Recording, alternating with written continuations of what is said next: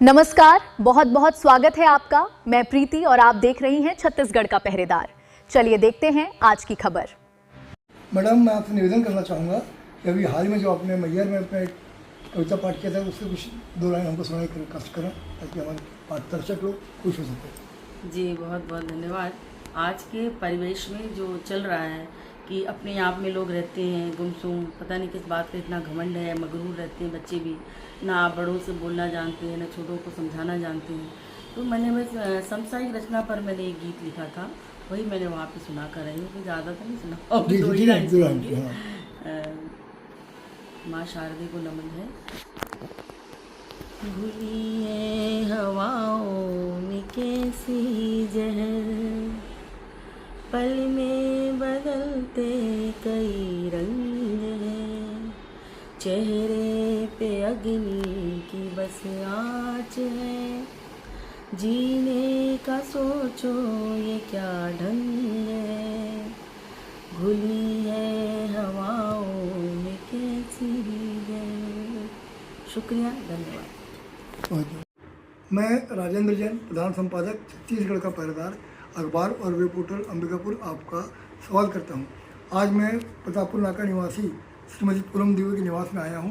श्रीमती पूनम दुबे एक साहित्य के क्षेत्र में बहुत पुराना और परिचित नाम है, ये किसी परिचय की मोहताज नहीं है। इनको कई पुरस्कार मिल चुके हैं। मैं इनसे जानना चाहूँगा पूनम दुबे जी से कि आपने अपनी साहित्य और कविता की रचना कब से शुरू करी है। श्रीमती पूनम दुबे। सभी को नमस्कार। सभी को नमस्कार जी। मेरा लेखन का जो समय था वो 2017 से, मतलब मैं रेगुलर हूँ और लगातार हूँ, कभी ज़्यादा कभी कम, ऐसे अपने समय के हिसाब से करती रहती हूँ। मैडम, आपने जो अपने कैसेट बनाए हैं गानों के, वो किस विषय में बनाए हैं? गाने का देखिए कैसेट, फ़िलहाल तो मैं ये बता दूं कि 2017 में लिखने का प्रयास बहुत पहले से करती हूँ। कॉलेज के समय से जो दो लाइन की शायरियाँ होती थी तो आदमी लिख के फिर मिटा देता था। फिर जब समय मिला, थोड़ा बच्चे बड़े हो गए, तो मैं गोष्ठियों में सब जगह जाने लगी। तो वहाँ जाने के बाद सब लिख रहे थे तो मुझे भी उसमें लिखने का और शामिल होने का मौका मिला। फिर कभी कभी क्या हुआ कि जब मैं अपने गीत गाती थी तो इन लोगों को बहुत अच्छा लगता था जी। तो गीत गाने से ये लोग बोले कि सब मेरा भी बना दीजिए, पूनम मुझे भी बना दीजिए मैडम, ऐसे बोलती तो मैं बना देती थी। उन लोगों को ये आश्चर्य लगता था कि ये जैसे हम लोग लिखते हैं वैसे ये कैसे समझ जाती है और कैसे वो धुन बन जाता है।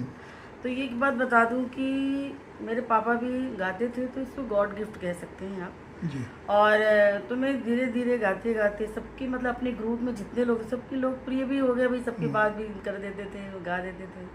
तो इस तरह करते करते मैं ग्रुप में जाते जाते मैं एक दिन संजय कौशिक विज्ञा जी हमारे साहित्यिक गुरु हैं, हरियाणा के हैं, उन्होंने मुझे कलम की सुगंध छंदशाला और नौगी छंदशाला में जोड़ लिया। जी।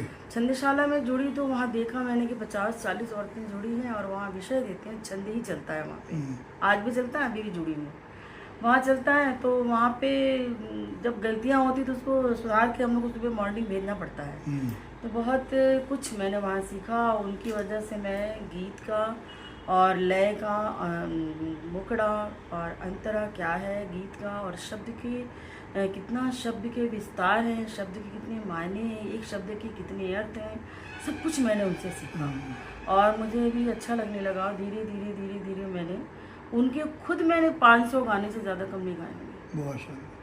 और वो उनकी चालीसा भी मैंने गाई है, शिव चालीसा, दुर्गा चालीसा, गणेश चालीसा, खेड़ा चालीसा, बेरी वाली माता जी की चालीसा, और उनका मतलब मैं याद नहीं है मैं कितना गाई। यहाँ हमारे एक अंबिकापुर में भी जायसवाल सर थे हैं, और उन्होंने बंद होठों से मुझे एक बुक दिया, जिसकी पूरी किताब मैंने गा दी। जी जी।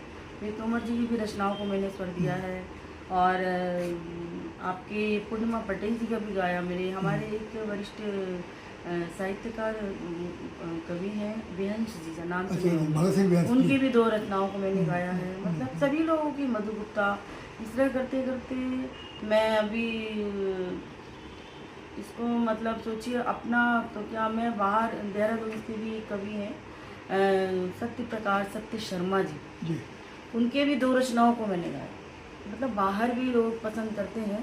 तो जब इस तरह की चीज़ें आने लगी तो मुझे लगा कि मुझे अपना भी कुछ करना चाहिए।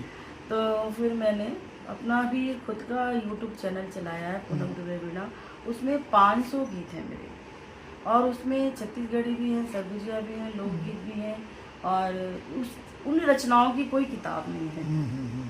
उसके अलावा मेरी 9 किताबें हैं। किताबें तो हम देखे आपके जो मोमेंटो को देख रहे हैं जी, जी। बहुत कुछ कर पाई हम। मैं जानना चाहूँगा कि छत्तीसगढ़ सरकार द्वारा जो रामगढ़ और मैनपाट महोत्सव होता है जी। उसमें आप सक्रिय भागीदारी निभाई होंगी। हाँ, हमेशा है, रेगुलर हमेशा। अभी फिर जाएंगे, अभी जी तो होने वाला है। जी जी जी। तो ये फिर मैं अगर उन किताबों को लिखूं तो सोचिए हमारे पास तो वो मेरे अलग है। उसके अलावा मैंने फिर जब लिखना शुरू किया तो सबसे पहले किताब मेरी बनी पंखुड़ियाँ यादों की। जी। फिर मैंने लिखा, फिर जुड़ी बताई आपसे कि नवगीत छंदशाला में जुड़ गए।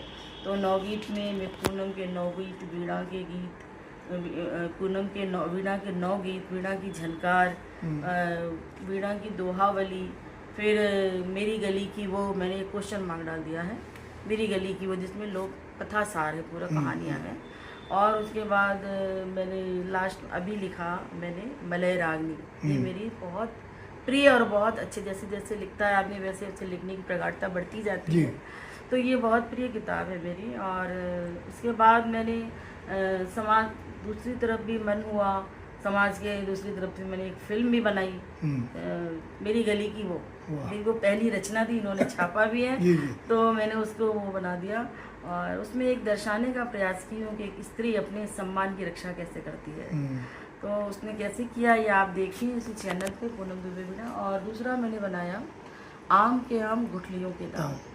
मैंने बच्चों के जरिए, बच्चों के द्वारा ये समझाने का प्रयास किया, समाज को एक बार दिखाया कि पानी और वृक्ष कितने मूल्यवान है हमारे जीवन में।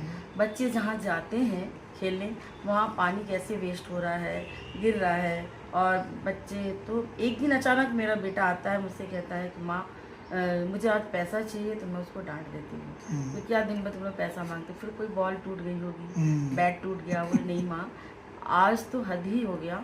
शर्मा अंकल है हमारे बगल में ना, वो एक पानी गिर रहा था, उसमें फिसल के गिर गए। तो मुझे अच्छा नहीं लगा, उनको एकदम थोड़ा चोट आ गई, ये लोग पकड़ के ले गए हैं। तो हम सब बच्चे डिसाइड किए हैं कि हम कुछ पैसा कलेक्शन करेंगे, वहाँ एक नल लगवाएंगे और गाय के लिए नाद रखेंगे और वृक्ष का एक रोपा बताएंगे। तो मैं ये बताने का प्रयास कर रही हूँ। तो मैंने बच्चे को बताया, हाँ बेटा तुम जितना भी ले रहे हो उसका दुगना पैसा ले, नेक काम में देरी नहीं होनी चाहिए। दूसरी चीज़ कि ये भी समझाया कि वो सरकारी नल है, इससे लोग उस पर ध्यान नहीं देते। लेकिन आप सोचिए, देखिए 150-200 का नल आएगा, लेकिन कोई अपना टूट जाए हाथ पैर किसी का, तो वो भाई 2000-20,000 तो इतनी सी मानसिकता है। लेकिन ये बताया अभी एक तीसरी फिल्म फिर अभी बनाई हूँ, उसको अभी रिलीज नहीं की हूँ, दहेज पे। कि गांव के लोग भी शहर की तरफ आकर ना शहर की तरह दहेज देना जानते हैं, सामान खरीदते हैं, उधारी करते हैं, कर्जे में डूबते हैं। बहुत लोग आत्महत्या कर लेते हैं नहीं पटा पाते। तो ये बताने का प्रयास किया है मैंने कि आप देख के कोई ऐसा काम मत करो, आप वही काम करो जो तुम्हें सही लगता है। दूसरी चीज़, जो भी पैसा आप रखे हैं उस पैसों को सुरक्षित रखिए, बैंक में रखिए और अपने बच्चों के भविष्य के लिए रखिए। कभी वो शादी आप करेंगे तो गृहस्थी बसाएंगे, बच्चे तो कुछ आप सहयोग कर पाएँ। सही पैसे को सही जगह लगाएं, ना कि देख के आप खिलाइए पिलाइए, सम्मान करिए, सब करिए, लेकिन आप पैसा यूं ही बर्बाद मत करिए। जितनी मेहनत से आपने कमाया है उस मर्म को समझिए। मैडम आप मैं पर्सनल के क्वेश्चन पूछना चाहूँगा कि आप प्रतिष्ठित दुबे परिवार की आप बहू हैं, तो आपको परिवार से कैसा सहयोग मिला? परिवार से तो सहयोग बहुत अच्छा मिला। मेरे बच्चे भी हैं, मेरी पूरी फैमिली में बहुत प्राउड फील करते हैं, पूरे परिवार में, चाहे मेरे देवर लोग हों या मेरी देवरानियाँ हो या मेरी भाभियाँ हो, सब बहुत अच्छे समय पे जी कि आपने बच्चों को, ये भी बहुत खुश रहते हैं कि सही समय पे सही चीज़ तुमने पकड़ा है। और हाँ, बहुत खुश रहते हैं और सहयोग पूरे रूम का रहता है। बिना उनके सहयोग से कैसे कर पाएंगे? आपकी जो साहित्य यात्रा है और आगे चलती रहे। हाँ, ईश्वर करे कि अभी आगे तक तो चल रहा है अभी। और अभी मैं गई वहाँ मैहर, 22 तारीख को गए हम लोग अखिल भारतीय कवि सम्मेलन में, जहाँ वही बताया मैंने कि विद्या वाचस्पति मानद उपाधि से मुझे सम्मानित किया गया। और बहुत अच्छा मुझे काव्य पाठ करने का मौका भी मिला, बहुत प्रशंसा मिली, बहुत सम्मान मिला, बहुत सारी खुशियाँ लेके लौटी माँ शारदे के दरबार से, जिसमें मुझे गणेश वंदना, सरस्वती वंदना, स्वागत गीत और काव्य पाठ करने का भरपूर मौका मिला। तो मुझे धीरे धीरे अच्छा लग रहा है इन सब चीज़ों में जुड़कर। जी जी, बहुत अच्छा लगा आपसे बात करके। मेरा बहुत बहुत धन्यवाद आपको। आप निरंतर प्रगति करते रहे। मैं आपसे निवेदन करूँगा कि हमारा अखबार है, इसके लिए आप आपकी जो भी मौलिक रचनाएँ होंगी इसको अवश्य भेजा करिए, हम लोग प्रकाशित करेंगे। धन्यवाद।